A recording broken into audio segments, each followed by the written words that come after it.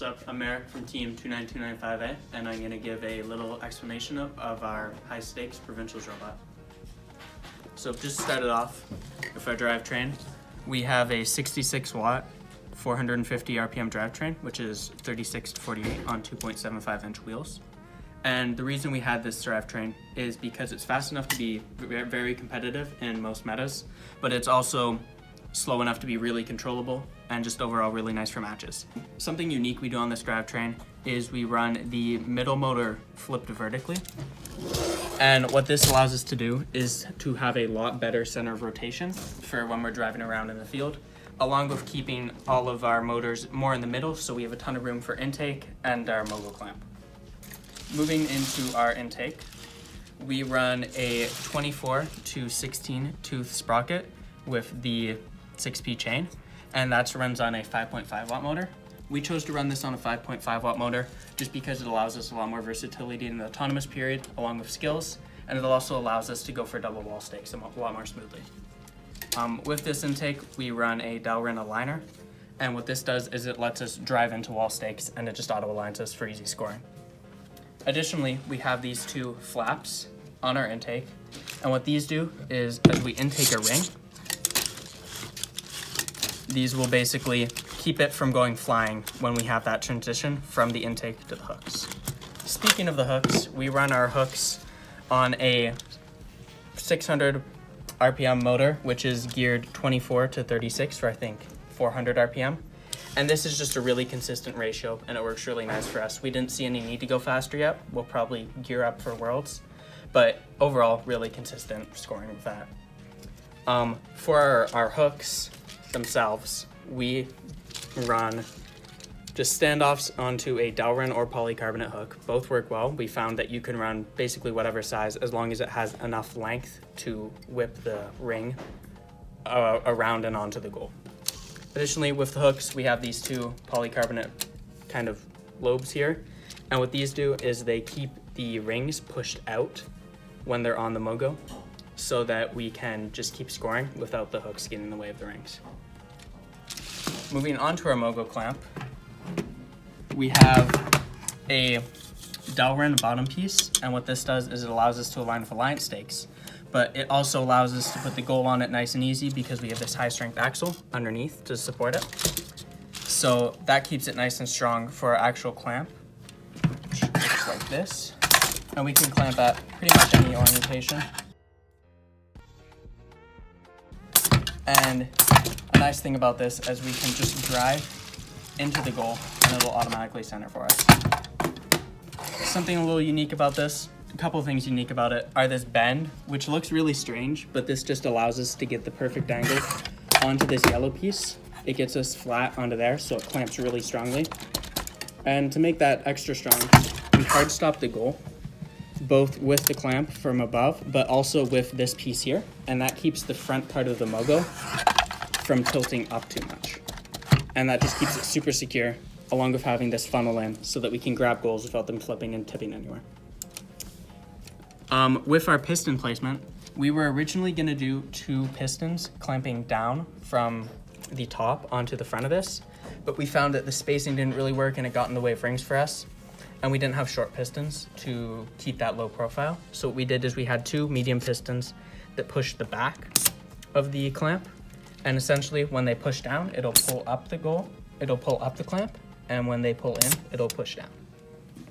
And that's worked out really well. We can clamp down to about, I'd say 12 PSI, so about 30 uses per game, which is a lot more than we'll need. Additionally, we'll move up. We have our color sort. And what the color sort does is it does what it says and it color sorts. So how we do this is when this limit switch gets pressed, it's telling the optical sensor to look for whatever color it's looking at. So if it's looking at red, it's fine, but say we're gonna look at blue in this scenario. If it sees a blue ring, just move the arm up out of the way. If it sees a blue ring and the limit switch is touched, it's gonna wait. And the second that the limit switch is no longer being touched, it's gonna reverse hooks for a split second. And basically what this allows us to do is it hits the limit switch, it sees the color, The second this is untouched, it flings it off. And the reason we do this with the limit switch is because the second it gets unpressed, it shoots it off. It makes it a lot more consistent than just having a timed interval with the color sensor. So for our arm, we run the arm at 50 RPM. And to make this a little faster, because 50 is not the fastest speed, we band it upwards.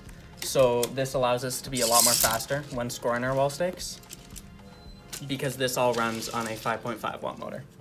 Additionally, with this arm, we have this ring pusher mech. And how this works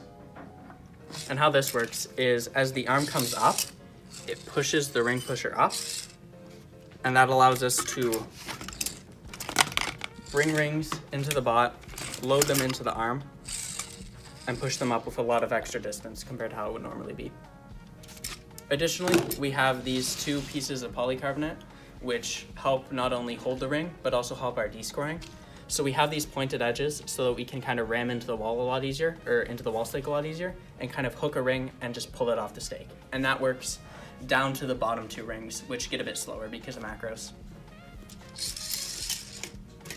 For our hang mechanism, we have this attached to our Lady Brown arm, and this just pulls up with tubing, and that allows us to just drive into the bar and very securely have a tier 1 hang.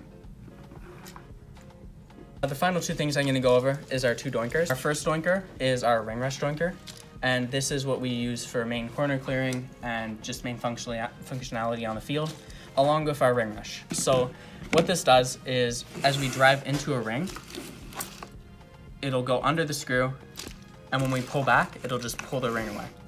Essentially how this works is this is a one-way hinge that the screw is on, and it just gets hard stopped by a zip tie, which is really low profile and lightweight. So on this other side of the robot, we have our goal rush doinker, and what this does is it comes down at the start of a match in the autonomous period, and we're able to actually grab and clamp onto the goal with this second piston here. And that's really easy, that allows us to easily take control of the third goal at the start of the match. This concludes the 29295A Provincial's robot explanation. Thank you all for watching, and we'll see you all at Worlds.